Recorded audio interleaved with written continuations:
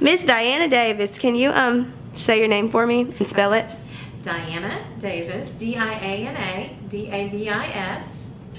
How long have you been in media? How long have you been in the news? Oh, wow. In media itself, not just here. Okay. Well, I started, if you technically look back, I started working for radio. No, let me go back.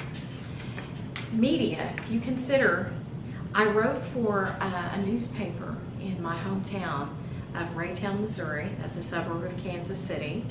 And so I did that my high school year, and after I graduated high school, I wanted to go ahead and have what at the time people called a portfolio. So I asked the publisher and the editor if I could work there part-time while I went to college and build my portfolio of writings.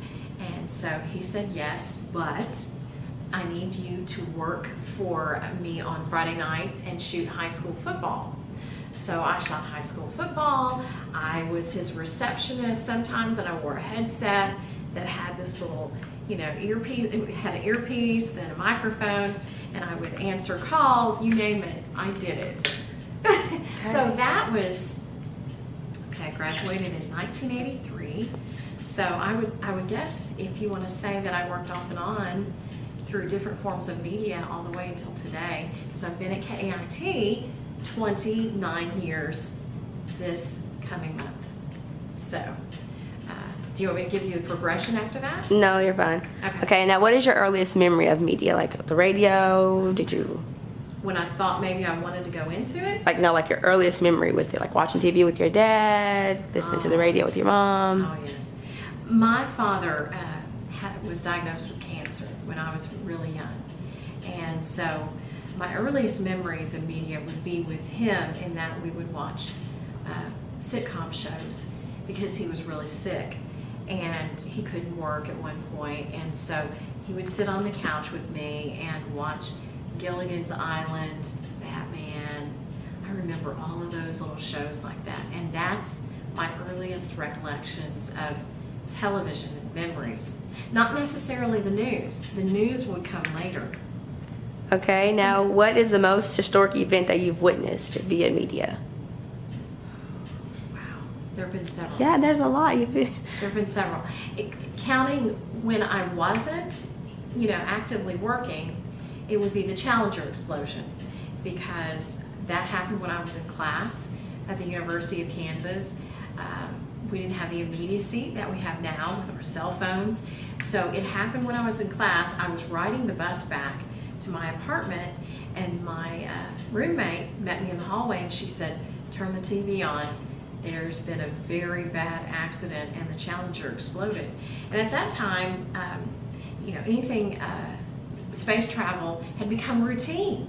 So they didn't cover it all the time when something was going on at Cape Canaveral. They just didn't do it. And so I went in, turned it on, and was just transfixed, because it was just unbelievable how we could watch this teacher that was going to be part of the space crew for days and days in advance. That was what we heard about. And then to watch that just explode, and all those hopes and dreams, it was unreal. It really was. Okay, now what is your favorite medium? Well, television, of course. Television. Why is it television? Television news. I just think that there's nothing like being able to tap into the resources that we have, the abilities that we have now. We can go live with our cell phone, and it's so immediate. We can find out things so much more quickly, and we can use radar and all of these things really basically to save lives. When I started here, we relied heavily on the National Weather Service out of Kansas City and out of Memphis. So when there would be a tornado warning, they would issue something on a piece of paper in the newsroom, and it would print out. It would print out, and then we'd rip it off what we call the wires, and I would go into a booth, and I would say, "I'm coming to you live from the Region 8 Weather Center," which was a booth with it was padded on the walls to retain the sound. And that was the weather center that we had. We had to rely on the National Weather Service. Now we have radar that we can see, Doppler radar. We can see the storms coming at us. We have the chance to save lives, and that is incredible. I mean, your local television station, there's no replacement for local weather. You can watch the Weather Channel all day long, but the immediacy of being able to get the weather forecast and have Ryan Vaughn pinpoint on your street, hey, you in Paragould, you need to take cover now. That's amazing, and we need to make sure that we always have that ability. So, if cable companies take us off the air in certain places, turn around and fight for KAIT, because you need that for your national weather. I mean, your local weather, that's so, so important.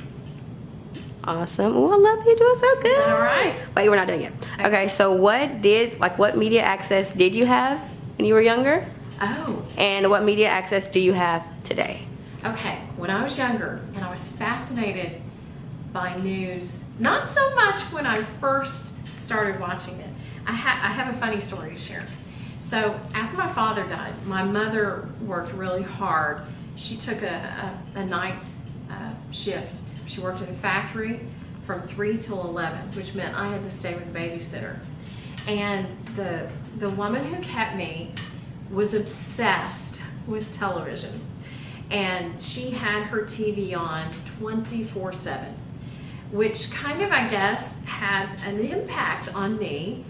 And I kind of got tired of it when I was younger, but she would tell me at certain junctures, like the Watergate hearings, she would pull me out of, I would go to her kitchen and read books. I love to read.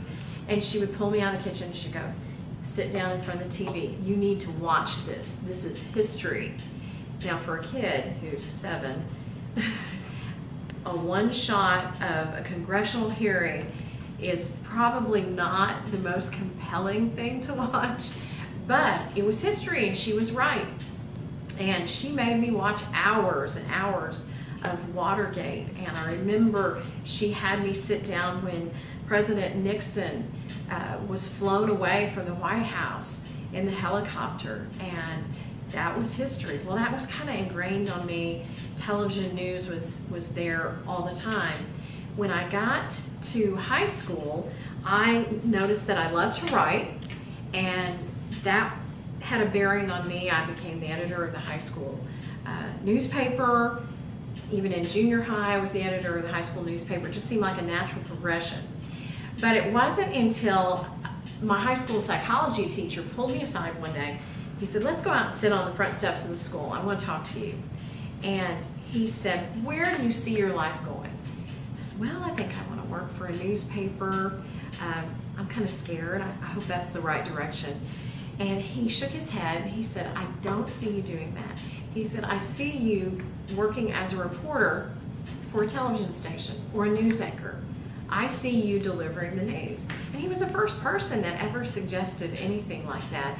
And to me, to stand up in front of a crowd, that terrified me. I wasn't in theater productions. That was not an arena that I felt comfortable with. But then when I went off to college, I kept that in the back of my mind, what he said. And I had to take a speech class. That was part of the curriculum. Took the speech class, and one of our speeches was videotaped. And then we went to a lab, and we were to watch it and critique ourselves. I think I could do this. And so from that point forward, I kept taking all the classes that would send me in the direction of broadcast news. And I thought, at any given time, if this gets to be too much, and I can't do this, I will turn around. And I never turned around. And I kept pushing myself, went to the University of Kansas, and worked for the radio station there, the student radio station, worked for the local cable channel. That was part of our progression to get our degree in broadcast news at that time. And while I was at KU, I interned at a station very similar to KAIT called WIBW-TV. And while I was there, I interned for 5 days, and on the 5th day, they offered me a job. and you would have thought that I had hit the jackpot. I was so excited to make $3.35 an hour. But I had a job. It was paying minimum wage, but I knew when I walked out off that stage at graduation, I had my first job waiting for me. And it was hard. It was one of the hardest things that I ever had to do. It challenged me in every way possible and almost broke my spirit, because some of the things that I was asked to do was very challenged to me ethically, and at one point I thought I might want to give it up. But then one day Jonesboro, Arkansas called, and so I was meant to get through all of that, kind of like boot camp, to get to here. And I thoroughly loved every moment here for 29 years. Sweet. Now this question is kind of like a no-brainer, but where do you go for local news? Of course, you come right here to our station. We make it so easy. You can get us on your iPad, you can get us on your phone, you can get us on your screen. You can come to me. You can follow me on Facebook and Twitter and Instagram, and you can stop me in Walmart. Okay. Now where do you go for your national news? Like, what's your preferred news station? Well, of course, ABC has always been, to me, it seemed like a fit. You know, I get up in the morning and I'll watch Good Morning Region 8 and then GMA. But I also go beyond that. I listen to NPR. I have podcasts that I listen to. I try to make sure that I have an understanding of the news that I'm going to deliver to you later in the day. I'm not just reading it. And in many times, it just happens sometimes that I may have to ad-lib about something. Maybe a script is missing, and that does happen. So I have to know something about everything, and I have to be able to explain it. And that's kind of come in handy for me with my kids, because they'll ask me about something that's pretty in-depth, and I usually can explain it, and if I can't, I know where to go look for it. How has media made your life more or less convenient? Well, I feel like I'm in touch with the community, so that makes it convenient. How it makes it difficult is that I never walk away from the news. There's never a time where I walk away. Be it, it's first thing in the morning when I get up, I have to see what happened when I was asleep, and sometimes it'll even wake me up in the middle of the night. I suppose there'll come a time in my life when maybe I'll retire, but I don't know if I will ever step away from the news. Okay. Now, how do you feel like your life will be different without media? I can't imagine it without media. I just can't. It affects everything about the decisions I make, the informed decisions. I cannot imagine being someone in America today that doesn't know what's going on or doesn't want to know what's going on. We make it so easy for you to access information so that when you go to the polling place that where you're assigned, you should have an understanding of that person that you're voting on. There's so many avenues for you to learn to make decisions. If not, we're not doing our job well. Awesome. Now, you touched up on this in, I think, all of your questions that you answered, but in an average regular day, what do you use? You use Twitter, social, like Instagram, Facebook, in an average day. Right, in an average day. In an average day, I try to post a couple of things on Twitter, and then I also do Facebook, depending on if I've gone out on a story. Like yesterday, I went out on a story and went to Cherry Valley. So right away, I saw a few things there that I thought, oh, this is interesting. And I went back and put that on Facebook. And now we have to analyze how much we use Facebook, because if you overuse it, the algorithms get off, and then not everyone will be able to see what we put out there. And that's kind of sad, because now Facebook is limiting who gets to see some of those posts because of what happened this past year and the fallout from possible influence from the Russians in our elections. Facebook is trying to limit so that you get to see more from your family, your immediate family and friends, and less news on your news feed. So I'm very selective about what I put out there, not so much throwing something, because I want to make sure you get that chance to see it. Okay. And do you have any additional thoughts about the media? Anything you want to include, or something I didn't ask you maybe? I just hope that everyone, students included, if there's students that are seeing this, that we're at a pivotal time in the United States where people call us fake news, and we couldn't be further from the truth. You've seen me for 29 years work on behalf of local folks, and when you hear the term fake news, I really hope that you'll look at it, and if you have questions about it, you dig into it, because what I do is not fake news. And that to me, it really hurts me, because that's my integrity that's being attacked. And it's also something that if we allow this to continue, where people keep saying fake news, it's going to degrade what journalists like myself, our work and our integrity. Because when something happens, when we have a school shooting, when we have a disaster, when moments count, you should be able to look to us as credible and rely on the information that we're giving out. And a fake news label does not help that. And so I hope that people will look further than a label and consider what's going on in our political climate.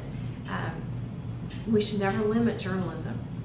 We should not stop the free flow of information. Be discerning about that information.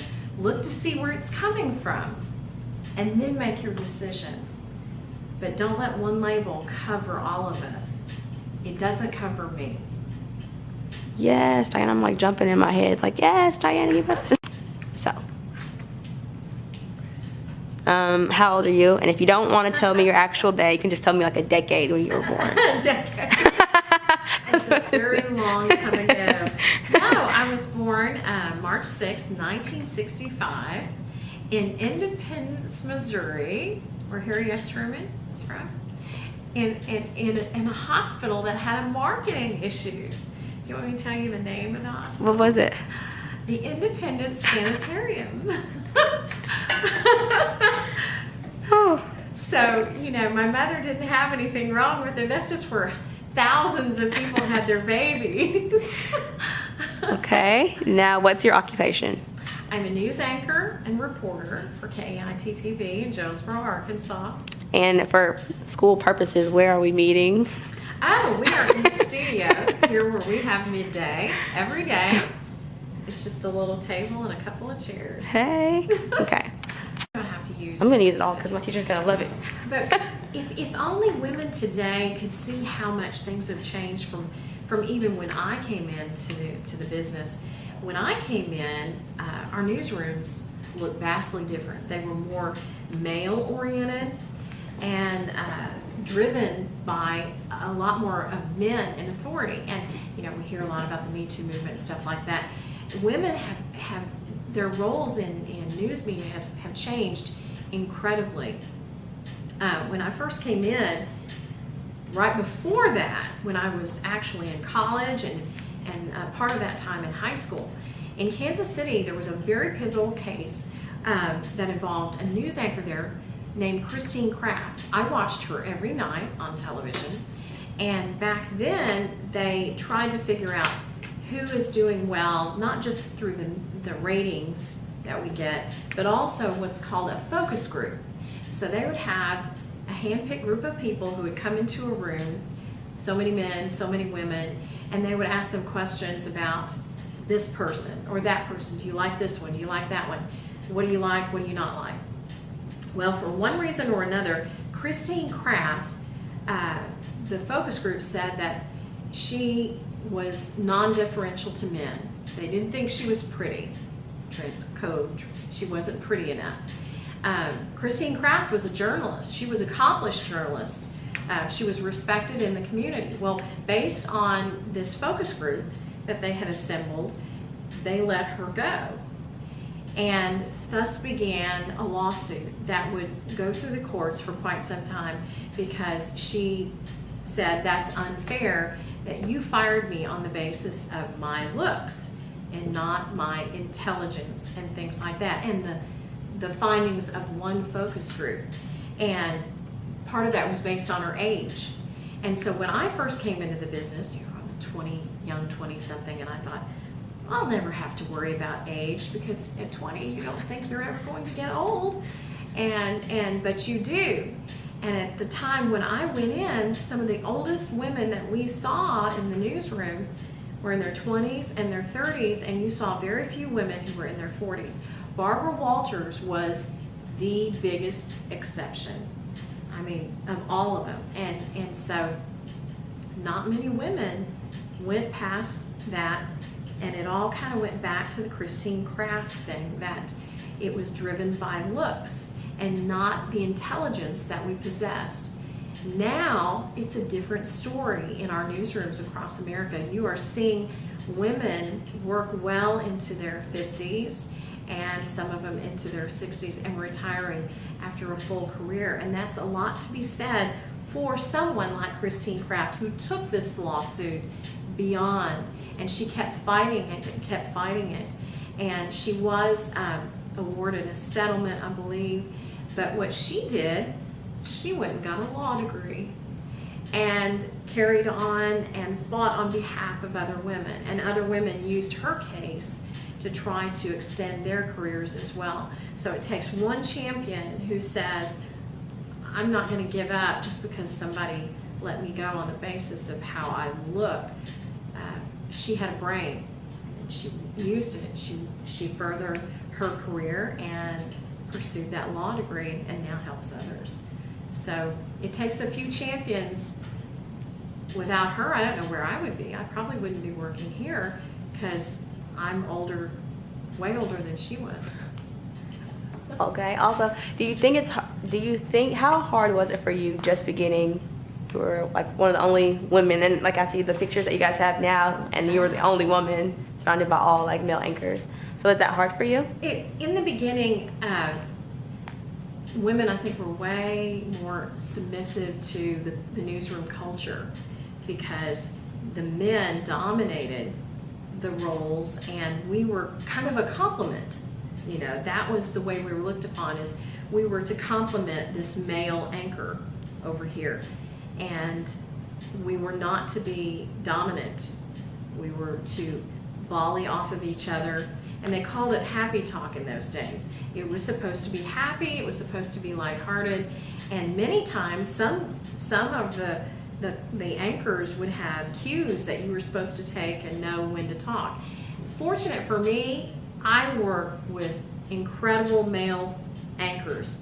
I did not have that situation happen to me, but other women have, and they've worked with in difficult situations, but they knew they wanted the job, so they looked past that so they could get to do what they wanted to. So today we lead very different lives in newsrooms, and many of them are led by female news directors who have forged a path so that you could, you know, head into this field feeling more confident than what we had in those days. Thank you. I'm really appreciative.